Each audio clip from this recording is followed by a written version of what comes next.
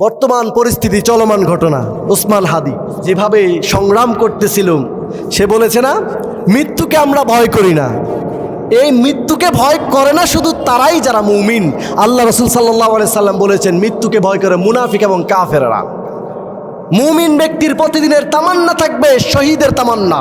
যার ভিতরে শহীদ হওয়ার তামান্না নাই, সেই মুমিন হতে পারে না, সে মুনাফিক। কথা বলেন ঠিক কিনা?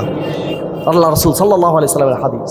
আমার ভাইয়ের, আমার বন্ধুরা, শহীদ হিসেবে যদি মারা যান দিন কায়েমের জন্য, দিনের জন্য, কালেমার পতাকাকে উত্তোলন করার জন্য, বাতিলের বিপক্ষে হকের পক্ষে কথা বলে যদি মৃত্যুবরণ করতে পারেন, আল্লাহর সংগ্রাম করে, আল্লাহর দিনের জন্য সংগ্রাম করে, তৌহিদের জন্য যদি মৃত্যুবরণ করতে পারেন, তবে অনন্ত দিনের জীবন যিনি দান করতে পারেন, চিল্লা এখন তিনি কে? এজন্য মতিউর রহমান মল্লিক একটা গজল লিখেছেন, খুব সুন্দর, খুব সুন্দর। হাজার মৃত্যুর আকাঙ্ক্ষা তিনি করেছেন। সুবহানাল্লাহ বলেন।